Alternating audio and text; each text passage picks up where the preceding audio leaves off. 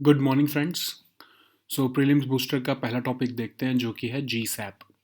तो आरबीआई ने government securities acquisition programme निकाला है अभी, जिसके तहत वो 1 लाख करोड़ की जो है government securities in the first quarter of financial year 2022, जो ये वाला साल है, इसके फर्स्ट क्वार्टर में 1 लाख करोड़ तक की गवर्नमेंट सिक्योरिटीज को परचेज करेगा। तो बेसिकली क्या हुआ ये प्रोग्राम?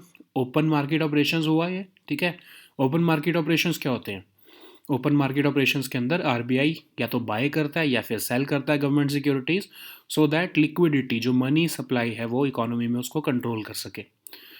तो अब ये जी सैप जो है ये क्यों निकाला है गवर्नमेंट आरबीआई ने? आरबीआई क्यों जो है मार्केट से सिक्योरिटीज़ को परचेज करना चाहता है? ठीक है, क्योंकि देखो मार्केट में इस टाइम पर मनी की सप्लाई उतनी ज़्यादा नहीं है, ठीक है। तो गवर्नमेंट जो आरबीआई है वो चाहता है कि बैंकिंग इंस्टीट्यूशंस में और फाइनेंशियल इंस्टीट्यूशंस में मनी सप्लाई ज़्यादा आए, लिक्विडिटी ज़्यादा आए, सो दैट जो है अब जब पैसा उनके हाथ में आएगा, बैंकिंग इंस्टीट्यूशंस या फाइनेंशियल इंस्टीट्यूशंस के हाथ में जब पैसा आएगा, तब जो, क्योंकि अब गवर्नमेंट जो है उसकी फिजिकल जो है सिचुएशन बहुत अच्छी नहीं है, तो गवर्नमेंट जो है वो बोरोइंग करना चाहती है। तो जब बैंकिंग इंस्टीट्यूशंस और फाइनेंशियल इंस्टीट्यूशंस के पास पैसा ही नहीं होगा तो गवर्नमेंट जो है वो बोरोइंग कैसे करेगी? और अगर करेगी तो उसको बहुत महंगी पड़ेंगी वो बोरोइंग्स, क्योंकि लोगों के पास पैसा ही नहीं है।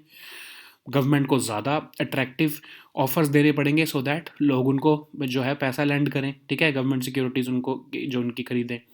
तो इसीलिए जो है आरबीआई मार्केट में पैसा डालना चाहता है, सो दैट जब गवर्नमेंट अपनी सिक्योरिटीज़ या फिर अपने बॉन्ड्स इशू करे तो आराम से जो है कम यील्ड पर भी जो है गवर्नमेंट जो यील्ड है बॉन्ड्स की वो भी कम हो जाए, और जो है गवर्नमेंट को सस्ता पड़े बोरोइंग करना मार्केट से, ठीक है। तो ये बेसिकली ओपन मार्केट ऑपरेशंस हैं, और गवर्नमेंट जो है उसको अपने बहुत ज़्यादा बोरोइंग बढ़ानी है इस साल। इसीलिए जो जी सैप प्रोग्राम है वो बॉन्ड मार्केट में कंफर्ट लेके आएगा, लोगों के हाथ में पैसा लेके आएगा, बेसिकली बैंकिंग सेक्टर या फाइनेंशियल इंस्टीट्यूशंस के हाथ में पैसा लेके आएगा, सो दैट वो गवर्नमेंट के जो अब आने वाले बॉन्ड्स हैं उनको परचेज कर सके, गवर्नमेंट सिक्योरिटीज़ को परचेज कर सके, और गवर्नमेंट की जो यील्ड है उसको ये कम करना चाहता है ये प्रोग्राम। और जो है रेपो रेट और जो अभी यील्ड के बीच में बहुत ज़्यादा डिफरेंस आया हुआ है कि गवर्नमेंट का जो बॉन्ड की यील्ड है वो बहुत हाई चल रही है। अब हाई क्यों चल रही है? क्योंकि लोगों के पास पैसा नहीं है, डिमांड कम है, उतनी ज़्यादा डिमांड नहीं है गवर्नमेंट सिक्योरिटीज़ की, तो आर्टिफिशियली जो है वो उसकी जो यील्ड है वो बहुत हाई है। यील्ड बेसिकली क्या हुआ? A form of interest rate, ठीक है। तो इंटरेस्ट ज़्यादा देना पड़ रहा है गवर्नमेंट को अट्रैक्ट करने के लिए कंज्यूमर्स, इन्वेस्टर्स को, ठीक है। तो उसको कम करना चाहते हैं, रेपो रेट तक जो है वो लेके आना चाहते हैं, क्योंकि अभी वो बहुत हाई है, तो उसको रेपो रेट तक लाना चाहते हैं।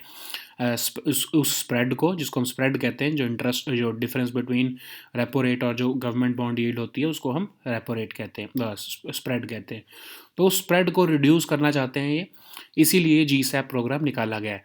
तो जी सैप क्या है? ओपन मार्केट ऑपरेशंस की एक टाइमलाइन है कि हम, जो आरबीआई बता रहा है कि मैं इस क्वार्टर में जो है ये ओपन मार्केट ऑपरेशंस कंडक्ट करने वाला हूँ, ठीक है। तो इसमें आपको ओपन मार्केट ऑपरेशंस पता होने चाहिए थे, और जी सैप प्रोग्राम बेसिकली आरबीआई का है, और ये क्या प्रोग्राम है? ओपन मार्केट ऑपरेशंस का प्रोग्राम है, ठीक है। नेक्स्ट टॉपिक है हमारा नेट ज़ीरो।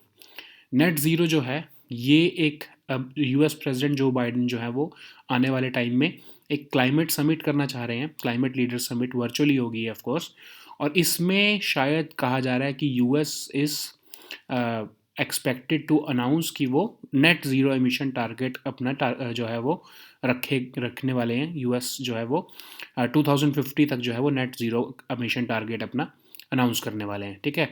तो अब इंडिया के लिए इसमें क्या वरी है कि यूके, फ्रांस ने ऑलरेडी अनाउंस कर दिया है, अपने लॉज बना दिए हैं उसके लिए, यूरोपियन यूनियन करने वाला है, कनाडा, साउथ कोरिया, जापान और जर्मनी भी इसी दिशा में जा रहे हैं।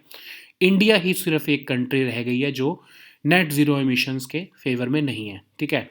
रादर फेवर में है या नहीं है इसके बारे में वो कोई रिटर्न कमिटमेंट नहीं करना चाहती। अब नेट ज़ीरो गोल है क्या? नेट ज़ीरो गोल हम कहते हैं कार्बन न्यूट्रलिटी को। नेट ज़ीरो का मतलब ये नहीं कि आपके एमिशन ज़ीरो होंगी 2050 तक, आप कोई एमिशंस ही नहीं करोगे, बट इसका मतलब ये है कि जितनी आप एमिशंस करोगे उससे ज़्यादा या उतनी ही एटलीस्ट आप एब्जॉर्प्शन भी करोगे या फिर रिमूवल करोगे ग्रीन हाउस गैसेज का, सो दैट जो नेट इफेक्ट आ रहा है वो ज़ीरो आ रहा है, ठीक है।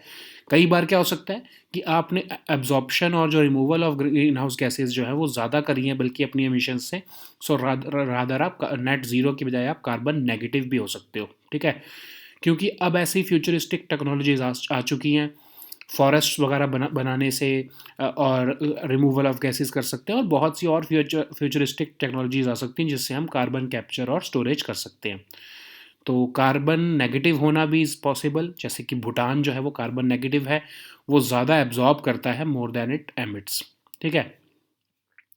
अब ये कहा जा रहा है कि नेट ज़ीरो जो है वो इसलिए इम्पॉर्टेंट है क्योंकि पेरिस एग्रीमेंट के अंदर क्या कहा गया है कि हमको अपने जो ग्लोबल टेम्परेचर्स है उसको 2 डिग्री सेल्सियस जो है वो प्री इंडस्ट्रियल लेवल के टाइम से पे जो प्री इंडस्ट्रियल लेवल टाइम्स पर टेम्परेचर होता था उसके सिर्फ 2 डिग्री सेल्सियस बियॉन्ड तक लेके जाना है हमको, और उसके लिए जो है वो नेट ज़ीरो जो है वो करना ही पड़ेगा। और अगर हमने नहीं किया और अब हम सिर्फ जो अपने नॉर्मल टारगेट्स जो हमारे पेरिस एग्रीमेंट के हैं उन्हीं को हम अचीव करने में लगे रहे तो हम 3 से 4 डिग्री सेल्सियस का जो राइज़ है वो इस सेंचुरी तक हम देख लेंगे, ठीक है। तो इसीलिए जो है ये कहा जा रहा है कि net zero emissions are important. अब इंडिया के ऑब्जेक्शंस क्या हैं? इंडिया ये कह रहा है कि अब हमारा जब ग्रोथ का टाइम आया है, अब तुमने तो अपनी ग्रोथ कर ली डेवलप्ड कंट्रीज़ ने, ठीक है। जब अब आप हमारा ग्रोथ का टाइम आया है हाई इकोनॉमिक ग्रोथ का, तब आप ये ऐसी कंडीशंस लेके आ रहे हो, और इंडिया चाहे कितनी भी जो है वो एफॉरेस्टेशन या रिफॉरेस्टेशन कर ले वो कंपनसेट नहीं कर पाएगा, बिकॉज आने वाले टाइम में हमको बहुत ज़्यादा एमिशंस करनी पड़ेंगी, ठीक है। तो वो और भी ये कह रहे हैं कि कार्बन रिमूवल टेक्नोलॉजीज़ जो हैं वो इस टाइम पर इतनी रिलायबल या फिर नहीं है कि वो हमारे को हेल्प कर सके कार्बन जो रिमूवल में, और या तो अगर हैं भी तो वो इतनी एक्सपेंसिव हैं कि वो हमारी डेवलपिंग कंट्री जैसे इंडिया है वो उसको अफोर्ड नहीं कर सकती। अब इंडिया ये भी कह रहा है कि जो नेट ज़ीरो का टारगेट था वो 2015 के पेरिस एग्रीमेंट में तो रखा नहीं था, तो ये अब आप जो है न्यू टारगेट क्यों लेके आ रहे हो, क्योंकि जब हमने 2015 का पेरिस एग्रीमेंट जो है उसको बेस एग्रीमेंट बना रखा है हमने अपने क्लाइमेट चेंज के प्रोग्राम के लिए, आप उसके अंदर एक तरह से अब बाद में अमेंडमेंट लेके आ रहे हो, अपने अपने टारगेट्स रिवाइज करके आप हमारे ऊपर एक फोर्स करना चाहते हो, उस टाइम पर क्यों नहीं बोले आप। फिर अब वो कह रहे हैं उसके अंदर जो 2015 का पेरिस एग्रीमेंट है उसके अंदर सिर्फ ये कहा गया था कि हर सिग्नेटरी को अपने बेस्ट क्लाइमेट एक्शन जो है वो परफॉर्म करना है, और हर जो है 5 और 10 ईयर्स में अपने क्लाइमेट टारगेट्स को रिवाइज करना है। जितना टारगेट पहले रखा था उससे एम्बिशियस टारगेट जो है वो अगले टर्म मतलब 5 से 10 साल बाद जो दोबारा वो अनाउंस करेंगे उससे ज़्यादा वो एम्बिशियस टारगेट होना चाहिए, और जो है वो अचीव करना है टाइमलाइन में, ठीक है। तो इंडिया कह रहा है कि हम ऑलरेडी जो हमने टारगेट रखा था उसको हम ओवर अचीव कर रहे हैं, ठीक है। तो आप हमको नेट ज़ीरो इम्पोज क्यों कर रहे हो आप हमारे ऊपर, ठीक है।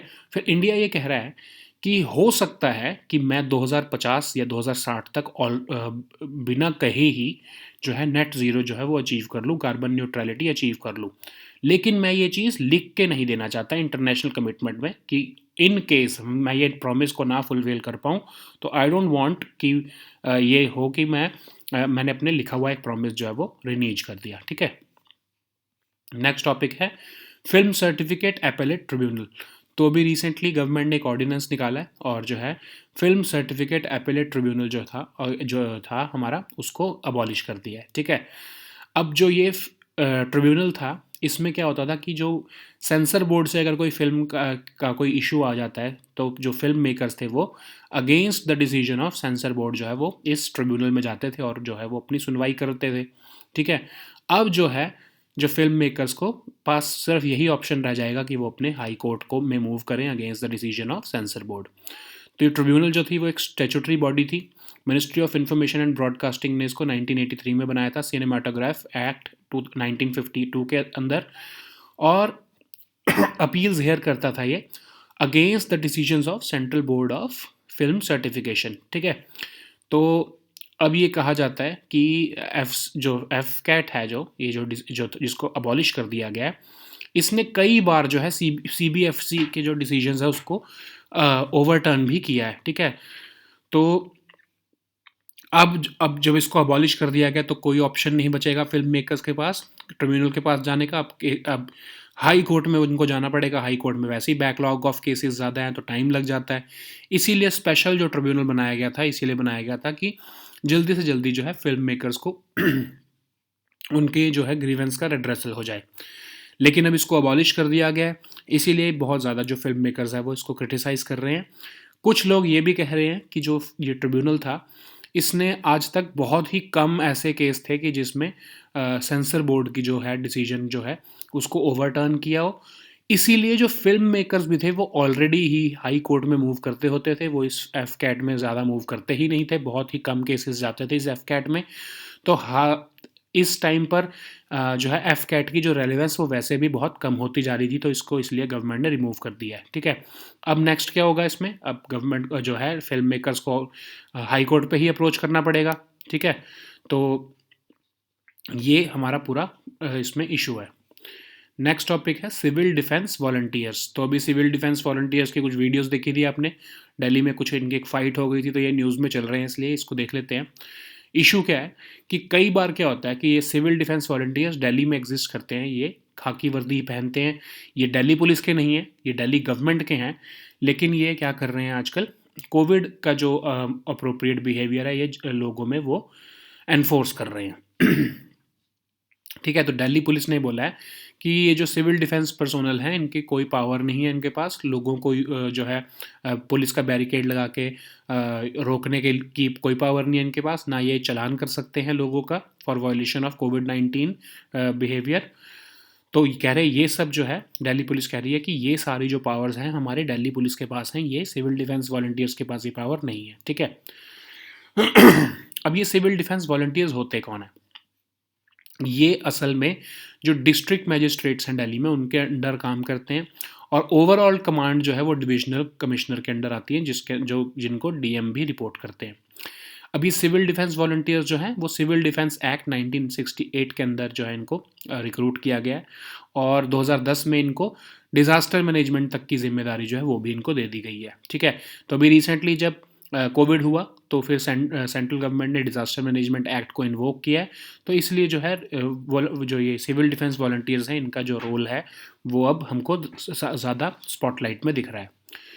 अब primary role of civil defence volunteers क्या है, सिविल डिफेंस एक्ट जो है 1968 का वो ये कहता है कि एक्चुअल कॉम्बैट नहीं करने का काम नहीं है सिविल डिफेंस का, इनका सिर्फ काम है कि लोगों को प्रोटेक्ट करें, प्रॉपर्टी को और प्लेसेस इन इंडिया को हॉस्टाइल अटैक से प्रिवेंशन का इनका काम है, सिर्फ डिफेंस का इनका काम है, ऑफेंसिव कोई भी ये चीज़ नहीं कर सकते। ठीक है, 2010 के अमेंडमेंट के जो है थ्रू डिज़ास्टर मैनेजमेंट तक की जो रिस्पॉन्सिबिलिटीज़ हैं वो भी इनको दे दी गई हैं। ठीक है, तो एक तरह से सिर्फ असिस्टेंस के लिए है लोकल एडमिनिस्ट्रेशन की, और रिसेंटली जो है जब कोरोना के टाइम पर इन्होंने फ्रंट लाइन वर्कर्स जो है इनका रोल भी इनको दे दिया गया है। ठीक है, अब क्या करते हैं ये, मतलब मार्केट में खड़े हैं तो ये जैसे लोगों को कहेंगे कि सोशल डिस्टेंसिंग बना के रखो और मास्क पहन के रखो एंड ऑल दैट, ये लोगों में कोविड अप्रोप्रिएट बिहेवियर को एनफोर्स करने के लिए इनका यूज़ किया जा रहा है आजकल।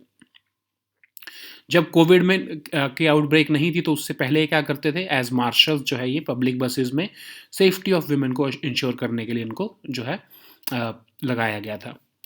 अब क्या ये इनका रोल होम गार्ड्स से ओवरलैप नहीं करता, जो हमारे होम गार्ड्स होते हैं स्टेट पुलिस में उनके साथ ओवरलैप नहीं करता इनका role? Yes, directorate of civil defence जो है वो असल में डायरेक्टरेट ऑफ होम गार्ड से ही निकाला गया था थ्रू अ नोटिफिकेशन ऑफ 2009। ठीक है, अब इनकी रिक्रूटमेंट कौन करता है, दिल्ली गवर्नमेंट रिक्रूटमेंट करती है इनकी, कुछ सर्टेन क्राइटेरिया उसके बेसिस पे इनकी रिक्रूटमेंट की जाती है। नेक्स्ट टॉपिक है प्रोजेक्ट रीहैब। तो union minister of road transport and highways जो नितिन गडकरी जी हैं, उन्होंने जो khadi and village industries commission के जो एक प्रोजेक्ट है प्रोजेक्ट रीहैब, उसकी बहुत तारीफ़ की है, जिससे क्या हुआ है कि जो ह्यूमन और एलिफेंट का जो कॉन्फ्लिक्ट है वो बहुत कम हो गया है। ठीक है, तो प्रोजेक्ट रीहैब क्या है, इसमें क्या किया, केवीआईसी ने 4 लोकेशंस पे along the periphery of Nagarhole national park जो कि कर्नाटका में है, मतलब कोडागू डिस्ट्रिक्ट में है, वहाँ पर उन्होंने क्या किया कि आसपास बी बॉक्सेस रख दिए। ठीक है, तो बी बॉक्सेस लगा दिए तो क्या हुआ कि जो एलिफेंट है वो जैसे ही आते थे तो उनको जब वो बी बॉक्स देखते थे कि उनको लगता था कि इधर आसपास बी हैं तो वो डर के ना वापस भाग जाते थे जंगल में। तो जब वो उनको आवाज़ सुनते थे उससे तो उनकी आवाज़ जो है वो बहुत उनको इरिटेट करती है, फिर उनको डर लगता है कि जो ये हनी बीज जो हैं वो आसपास ही हैं हमारे कहीं और ये हमारे ट्रंक में घुस जाएंगी और जो है हमारे कान में घुस जाएंगी, तो इसलिए ये डर के वापस चले जाते हैं और ये मेन रोड पे या हाईवे पे नहीं आते, जिससे क्या होता है कि ह्यूमन और जो एलिफेंट का कन्फ्लिक्ट जो है वो बच जाता है। ठीक है, तो इसका इम्पैक्ट बहुत अच्छा देखा गया है कि बिना हम उनको एक तरह से अटैक किए या बिना उनको हम किसी तरह से कोअर्सिव एक्टिविटी के बावजूद हम जो है उनको हम सक्सेसफुली उनको वापस हम जंगल की तरफ जो है वो मूव करने में हेल्प किया, हम सक्सेसफुल हुए हैं। ठीक है, एल्कलॉइड्स जो है, अब देखते हैं ये क्या टॉपिक है।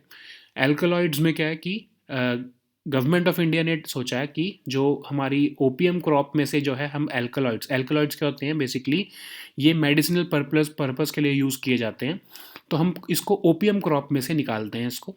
तो उसको जो है, अब अभी तक क्या होता था कि सरकारी डिपार्टमेंट जो रेवेन्यू डिपार्टमेंट है फाइनेंस मिनिस्ट्री का, उन्होंने कुछ एरियाज़ जो हैं वो सर्टिफाई किए हुए हैं, कुछ अपने उनके खुद के एरियाज़ हैं, वहाँ पर जो है किसान जो हैं वो ओपीएम में से जो है ये एल्कलॉइड्स जो है उसको निकालते हैं और इसका फिर मेडिसिनल यूज़ में मेडिसिनल पर्पस में इनका यूज़ किया जाता है। तो अब गवर्नमेंट सोच रही है कि प्राइवेट सेक्टर को हम इसको जो है एल्कलॉइड्स निकालने की जिम्मेदारी दे देते हैं, because private sector is bringing new technologies. ठीक है, तो देखते हैं पहले कि टॉपिक क्या है। एल्कलॉइड्स होते क्या हैं? ये नेचुरली अकरिंग केमिकल कंपाउंड्स होते हैं जो कि बेसिक नाइट्रोजन एटम्स होते हैं इसमें। ठीक है, और ये जो है पीएच लेवल पर ये न्यूट्रल भी होते हैं या फिर बहुत ही वीक एसिडिक प्रॉपर्टीज़ होती हैं इसमें। ठीक है, अब क्या क्या होते हैं, जैसे यूजेस देख लो आप इसके। मेडिसिन में कौन से एल्कलॉइड्स हो सकते हैं? कैफ़ीन। ठीक है, कैफ़ीन आपको पता ही है, कैफ़ीन बनाई जाती है अलग से, आपको इवन कॉफ़ी वगैरह में भी होती है कैफ़ीन, वो तो नेचुरली होती है, बट इसको अलग से भी बनाया जाता है कैफ़ीन को। इससे क्या होता है कि आपको एक स्टिमुलेंट है ब्रेन के लिए। ठीक है, आपके जो न्यूरो रिसेप्टर्स हैं उनके लिए एक स्टिमुलेंट है, जैसे अब आपको नींद आ रही है तो आप कैफ़ीन जो है उसको आप उसका यूज़ करोगे। तो कॉफ़ी पीते हो आप जब, तो आपको कैफ़ीन की वजह से ही नींद नहीं आती है। फिर जो कोल्ड ड्रिंक्स होते हैं उसके अंदर भी जो है, या फिर कुछ मेडिसिन होती हैं उसके अंदर भी कैफ़ीन का यूज़ किया जाता है। ऐसे ही निकोटिन भी है। ठीक है, तो ये इन सब चीज़ों में मेडिसिन में इस जो है इन एल्कलॉइड्स का यूज़ किया जाता है। और ये एल्कलॉइड्स कहाँ से निकलते हैं? ये इंडिया की जो ओपियम क्रॉप है उसमें से इसको ऑब्टेन किया जाता है। एग्रीकल्चर में ये लो सिंथेटिक पेस्टिसाइड्स में भी इनका यूज़ किया जाता है और इवन इंसेक्टिसाइड्स में भी इनका यूज़ किया जाता है। ये साइको एक्टिव ड्रग्स भी हो सकते हैं। ठीक है, जैसे कोकेन, कैफीन या कैथेनोन जो है वो एक स्टिमुलेंट होते हैं हमारे नर्वस सिस्टम के लिए, तो एज अ ड्रग्स भी जो इसको यूज़ किया जा सकता है। ठीक है, लेकिन हम जो हमारा रेवेन्यू डिपार्टमेंट है फाइनेंस मिनिस्ट्री का, वो इसको मेडिसिनल पर्पस के लिए जो है वो एक्सट्रैक्ट करता है ओपीएम से।